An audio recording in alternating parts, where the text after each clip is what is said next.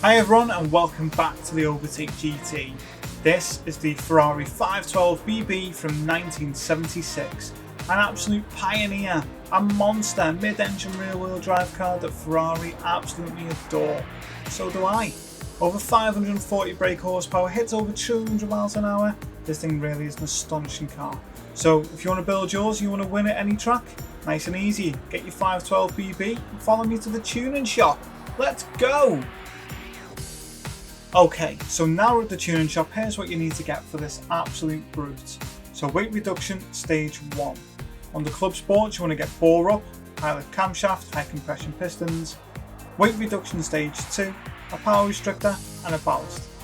Semi-racing is a racing crankshaft, fully customizable computer, fully customizable LSD, weight reduction stage 3 and increase the body rigidity. Under racing it's stroke up, engine balance tuning, polished ports, racing air filter and a racing silencer, racing exhaust manifold, racing brake pads and a racing brake kit. I went through the drill discs on this one. Brake balance controller, fully customizable suspension, a racing clutch and flywheel, a fully customizable racing transmission and a set of racing hard tyres. Under extreme get some intermediates because we all know LeMans throws up a few curveballs, and under ultimate, high lift camshaft S. And make sure if you're level 50 you get that first. I always tell you to watch all the way through. If you haven't, you've just cost yourself a few credits. Now let's get to GT Auto and let's fine tune this absolute beast. Okay, so now we're at GT Auto. The first thing we need to do is go to car, maintenance and service, and on the bottom right hand side you'll see it says wide body, and you want to get that installed on the car. And look at the way this thing looks. It gives it a wider, meaner stance that this 70s stunner certainly deserves. Absolutely beautiful. Now we've done that, obviously we're going to sort out the wheels next. So we need to go to car customization, and what we do is go onto the wheels and you'll see I've gone for these ones yet again, the Volk Racing TE37s. 17-inch wheels, rim width wide, offset standard. Get them installed on the car. Now you have those installed, custom parts. So at the front, you're going to get Type B, the side, Type B, and the wing, Type A. Once you have those installed, racing items, your bonnet pin and your tow hook, pick what you like. And under other, your light bulb, your number plate, the front grille changes to this, so it's just uncovering those headlamps, and caliper colour. On delivery editor, you can make one like me, go mad, have lots of fun, or click loads down and pick one on there. There's many retro designs as well as some new ones that look absolutely amazing. So now we've done this section, let's get on that setting sheet. Okay, so now we're on that setting sheet. Please do me a big favour and just smash that subscribe button and give this video a like, because it just helps the channel grow and I can bring you more of this great content for you to win nice and easy on the game.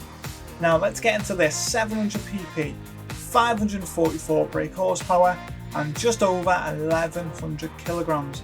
This is an absolute brute. Racing hard tyres are the first thing that we need to get on there.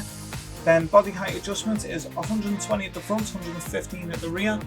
Your anti-roll bar 7 at the front, 9 at the rear. Your damping ratio compression is 30 at the front and 35 at the rear. And the expansion is 50 front and rear. Now the natural frequency is 3.25 at the front and 2.75 at the rear. Your negative camber angle is 2.9 at the front and 3 at the rear. It's a tow out at the front of 0.10 and a tow in at the rear of 0.35. On the differential gear, your initial torque is 10, acceleration sensitivity is 10, and braking sensitivity is 50. On the downforce, it's front 50, rear 150. ECU, drop that to 85%. A 36 kg ballast, a ballast position of -49, and power restrictor stays at 100%. Now the transmission, you want to change that to 360 on your top speed on the KMH and make these manual adjustments. First gear is 2.435, second gear is 1.914, third gear is 1.526, fourth gear is 1.266, and fifth gear is 1.070. It's a final drive of 3.210, revving over 8,500 RPM. This thing sounds absolutely astonishing. Now look, everything else you need installed on the car. It is an absolute monster. Loved it. Brilliant. Great to drive. Brake controller. Now I have set that to 5. The reason for that is if you're struggling to get it to stop, just max it out. This car is very forgiving in that sense. But if you want to get a nice one at Le Mans, watch this. It's all you've got to do to get a nice easy money grind win. Hit that subscribe button, like I've just said. Watch this. Here we go. Hi everyone, you join me here on the last lap at Le Mans in a stunning Ferrari. This is an absolute monster of a car. Definitely an old timer, but one that has found a new lease of life here. And at any other track you take it as well, it really is great. A few things that you are going to need to get used to on this car. One is if you do that, drop it into first. Try and quick shift into second to make sure that you've got the grip. Otherwise it will try and spin out. I've tried everything I can to reduce it at the lower end. But unfortunately that is still a bit persistent. You can see the track still drying from where I am. We've had an absolute torrential deluge, but everything's fine now and looking good. And as we get onto the Mulsanne Straight, you can see I'm in fuel map 6. And I so can show you the top speed in fuel map 6, because no fuel map 1, it hits over 200 miles an hour.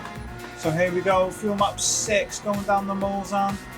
You'll also see fuel efficiency is absolutely brilliant. That's right, you will get 3 laps of fuel in fuel map 6.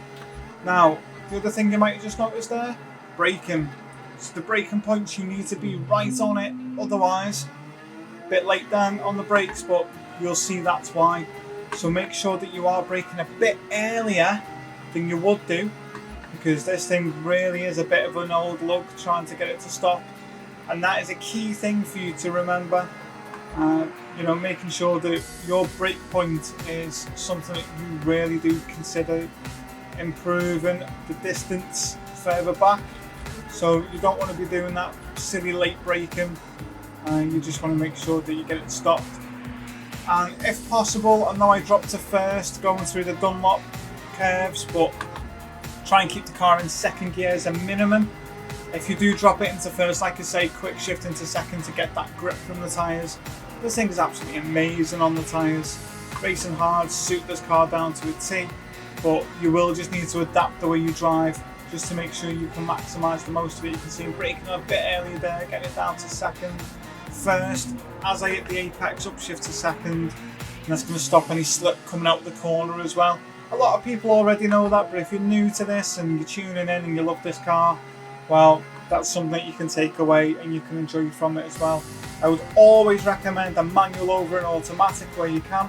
It just gives you a lot more room to play with, because you can choose when you're shifting, so you know when that power curve is. It's not going to be all high revs, so it's not going to use all your fuel up. And it's, again, if you're getting into a corner and you need to downshift to stop the car from over rotating, you can do that with a manual that you can't with an automatic. Now, I'm not sure what else to say other than this thing is amazing. It's been a fantastic car for me. I might be a couple of seconds down on my fastest time, which is a 4:07.169. But let me know in the comments below, what's your fastest time for your map 6? I mean, that was just before the torrential rain hit. Everyone was going on to wets. I threw inters on because I thought, no, I think inters will do. I managed to just skate by, get a bit of a lead, and you can see now it's at 1 minute 45 seconds to Haywood. But this has been a fantastic race nonetheless. See there, downshift just to make sure you don't clip the wall. You can't do that in an auto because it'll just takes too much out of it. And then you've got to spend all the time and trying to build all those revs back up. But this is a stonewall winner. Nice, easy car to drive. And I mean, what is not to love? It's another easy win that you can have. So hard on the brakes, into second. The curbs, it can take the curbs pretty well. Just, don't over rotate the car, because the last thing you want is to get into a spin, and that's going to cost you quite a few seconds, 10, 15 seconds, depending on what the spin is like.